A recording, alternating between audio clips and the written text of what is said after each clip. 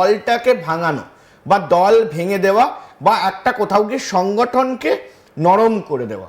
সংগঠন যে শক্ত সংগঠন দিলীপ ঘোষ করেছেন বা দিলীপ ঘোষের কিছু যে পকেট জায়গা রয়েছে সেগুলোকে ভেঙে দেওয়া। অদ্ভুতভাবে দেখো এই সময় দাঁড়িয়ে যখন তিনি বর্ধমানে সেইভাবে আশানুরূপ ফল করতে পারলেন না, সেখানে দাঁড়িয়েও দিলীপ ঘোষকে যখন বলা হচ্ছিল ভোটের কথা, তিনি কিন্তু খড়গপুর নিয়ে বেশ কনফিডেন্ট মোডে তাকে দেখা গেছে একেবারে। এবং শুধু খড়গপুর না, তুমি দেখো, তুমি যদি দেখে থাকো তাহলে ঠিক একেবারে সেই ঘটনার পর থেকে কিন্তু দিলীপ ঘোষ যে বসে গিয়েছেন এমনটা নয়, তিনি নিজে জনসংযোগ করা, নিজে বিভিন্ন জায়গায় যাওয়া, চায়ে পে চর্চা, এই ধরনের বিষয়গুলো কিন্তু দিলীপ ঘোষ করে গিয়েছেন। এবং একেবারে, এবং শুধু মেদিনীপুর খড়গপুর এই জায়গাগুলো নয়, তিনি বর্ধমানেও তিনি গিয়েছেন, একাধিকবার গিয়েছেন, তিনি আসানসোলে গিয়েছেন, তিনি উত্তরবঙ্গের বিভিন্ন জায়গায় গিয়েছেন। এবং একটা সময় মনে করা হচ্ছিল যে দিলীপ ঘোষ হয়তো নতুন কোনো দল খুলবেন, দিলীপ ঘোষ হয়তো নিজে কোনো দল করে ফেলবেন, এই ধরনের রাজনৈতিক জল্পনা সেখানে চলছিল। কিন্তু সেই রাজনৈতিক জল্পনায় অবশেষে কিন্তু জল ঢালা গিয়েছে। এবং সেটা যদি হতো তাহলে একটা জিনিস স্পষ্ট হতো, তৃণমূল কংগ্রেসের কাছে এটা একটা অ্যাডভান্টেজ হতো যে কোথাও গিয়ে যে ভোটটা রয়েছে, বিজেপির যে ভোটটা রয়েছে, সেই বিজেপির ভোটটা কিন্তু ভাগাভাগি হয়ে যেত। এবং ভাগাভাগি হলে কি হতো, মূলত কোথাও গিয়ে যে পকেট যে ভোটগুলো রয়েছে, একেবারে নিশ্চিত যে বিজেপির ভোটগুলো রয়েছে, সেগুলো যখন তৃণমূল কংগ্রেস বা অন্যান্য দলে পড়তো তখন কিন্তু তৃণমূলের একটা অ্যাডভান্টেজ হতো। ফলে এই জায়গায় দাঁড়িয়ে কি হবে সেটাও বলা খুবই কঠিন এই মুহূর্তে। কিন্তু কোথাও গিয়ে কিন্তু স্পষ্ট যে অমিত শাহ আসার পরে কোনো রকম পেপটক তিনি দিয়েছেন, ভোকাল টনিক তিনি দিয়েছেন, এবং ঠিক তারপরে কিন্তু সমহিমায় দিলীপ ঘোষ ফের একবার চাগিয়ে উঠেছেন এবং চাগিয়ে কাজ করছেন। ফলে সে জায়গায় দাঁড়িয়ে এখন একটাই দেখার বিষয় যে তৃণমূল কংগ্রেস তাদের যে হ্যাভক কিছু পরিবর্তন বা স্ট্র্যাটেজিতে পরিবর্তন এমনটা নয়। হয়তো তৃণমূল কংগ্রেস ভেবেছিল যে, যেমনটা বলছি, যে কিছু কিছু জায়গায় যেখানে দিলীপ ঘোষের প্রভাব ছিল সেখানটা অ্যাডভান্টেজ হতে পারত, দলে ভাঙন হওয়ার পরে দলের অনেক নেতা এদিক ওদিক ছিটকে যেতে পারত। এই বিষয়গুলো কিন্তু তৃণমূল কংগ্রেস হয়তো রাজনৈতিক, এটা রাজনৈতিক চাল, গোটাটাই রাজনৈতিক এবং পুরোটাই লিগাল, কোনো রকম কোনো অস্বীকার করার সেখানে জায়গা নেই। ফলে সেই বিষয়গুলো কিন্তু হতে পারত। কিন্তু এই মুহূর্তে দাঁড়িয়ে হ্যাবক কিছু পরিবর্তন হয়েছে বলে তেমনটা মনে হচ্ছে না। এবং তার পাশাপাশি কিন্তু তৃণমূল কংগ্রেস তাদের যে স্ট্র্যাটেজি, সেই স্ট্র্যাটেজি নিয়ে ইতিমধ্যেই মাঠে নেমে পড়েছে। অভিষেক বন্দ্যোপাধ্যায় তিনি বিভিন্ন জেলায় জেলায় যাচ্ছেন এবং অবশ্যই উত্তরবঙ্গ তিনি যাচ্ছেন। উত্তরবঙ্গ আজ আলিপুরদুয়ারে তিনি গিয়েছেন এবং উত্তরবঙ্গের বিভিন্ন জায়গায় যাবেন।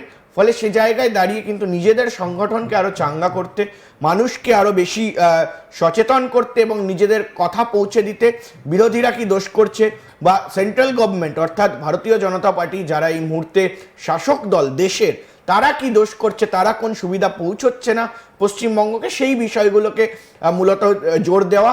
এবং সেদিকেই কিন্তু এই মুহূর্তে তৃণমূল কংগ্রেসকে দেখা যাচ্ছে।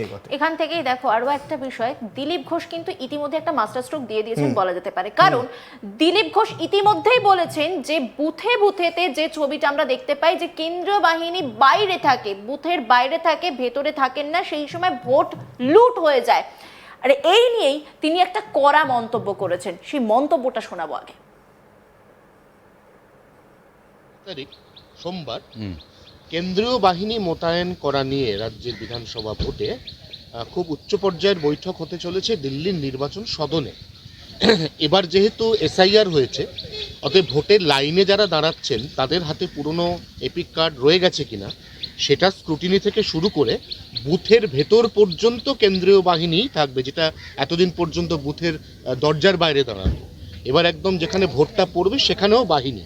তাহলে কি মনে হচ্ছে? আমরা বারবার ডিমান্ড করেছি যে বুথের মধ্যে যাতে সেন্ট্রাল ফোর্স থাকে, তারা রাস্তায় দাঁড়িয়ে থাকে দর্শকের ভূমিকায়।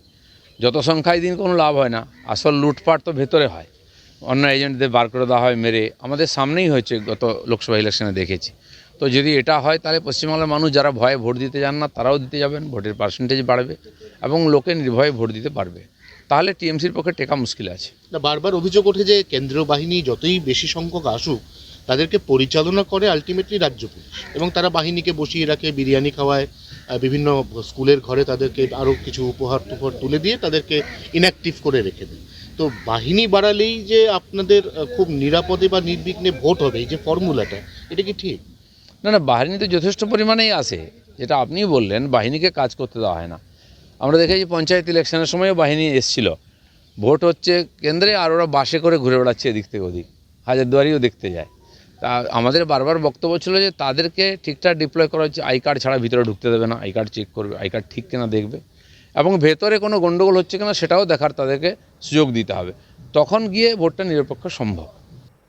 অনির্বাণ, এই সিদ্ধান্ত এখনো গ্রহণ করা হয়নি, কিন্তু যদি সত্যি সত্যি এটা ঘটে তাহলে তৃণমূলও যে বিরোধিতা করবে সেটাই স্বাভাবিক, আমরা জানি। বাট তারপরে আলাপ আলোচনার পরে কোন সিদ্ধান্ত হয় সেদিকে তো আমাদের নজর থাকবে। কিন্তু যদি সত্যি এটা হয় তাহলে কিন্তু দিলীপ ঘোষ স্পষ্ট বলছেন তৃণমূলের জেতা এবারে খুব চাপের।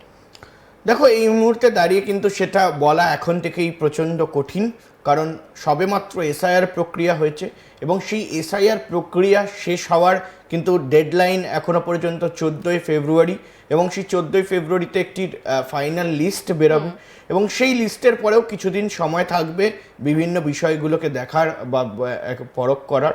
ফলে সে জায়গায় দাঁড়িয়ে স্পষ্টত এটা এই মুহূর্তে দেখতে হবে যে কোথাও গিয়ে কতটা প্রভাব ফেলবে, বা এসআইআর প্রক্রিয়া বিষয়টা কতটা প্রভাব ফেলবে, বা এসআইআর হয়ে যাওয়ার পরে কত ভোটার নাম বাদ যাচ্ছে। ফলে এই বিষয়গুলো পুরোটাই এই মুহূর্তে কিন্তু নির্ভর করবে। ফলে এখন থেকে গোটা বিষয়টাকে বলা খুবই কঠিন, কিন্তু অবশ্যই রাজনৈতিক মহলে আলোচনা হচ্ছে, রাজনৈতিক নেতা মন্ত্রীরা তারা কিন্তু এই বিষয়টা বলবেন, কারণ এটাও একটা কোথাও গিয়ে মেন্টাল স্ট্র্যাটেজি। যে গতকাল যেমনটা তুমি শুনেছো যে শুভেন্দু অধিকারী তিনি বলছেন 220টা সিট আমরা পাবো, এবং 294টা সিটের মধ্যে 220টা সিট দাবি করছে বিজেপি, এবং অন্যদিকে কিন্তু তৃণমূলও একটা সংখ্যা ধরে দাবি করছে। ফলে এগুলো সব অভিষেক বন্দ্যোপাধ্যায় কালকে স্পষ্ট বলেছেন যে আগের বারের থেকে একটা হলেও সিট বেশি পাবো, এবং সেটা যেন দক্ষিণ 24 পরগনা থেকে হয়, ভাঙড় থেকে হয়। ফলে সে জায়গায় দাঁড়িয়ে এই স্ট্র্যাটেজিগুলো, এই ধরনের মেন্টাল বলা যায় যে সাইকোলজিক্যাল যে বিষয়গুলো, সেগুলো কিন্তু বিরোধীদের চাপ বা অপর দলকে চাপ সৃষ্টি করার জন্য করা হয়, এমনটা কিন্তু বোঝাই যাচ্ছে। বিজেপির তরফ থেকে যে কথাটা বারবার বলা হয় যে বিজেপির বুথ স্তরের যে সংগঠন, নিজের যে সংগঠন, সেটা খুব একটা মজবুত নয়, এই অভিযোগ বা এই বক্তব্য আমরা বিভিন্ন সময় শুনেছি। কিন্তু দিলীপ ঘোষের সঙ্গে অদ্ভুতভাবে বুথ স্তরের কিন্তু একটা আলাদাই সম্পর্ক রয়েছে, কারণ দিলীপ ঘোষকে আমরা হঠাৎ হঠাৎ করে দেখি তিনি চা খেতে বসে গেছেন, বা ফুটবল খেলতে শুরু করে দিয়েছেন, বা তিনি কোথাও গিয়ে দেখেছি আমরা বাইক নিয়ে বেরিয়ে গেছেন।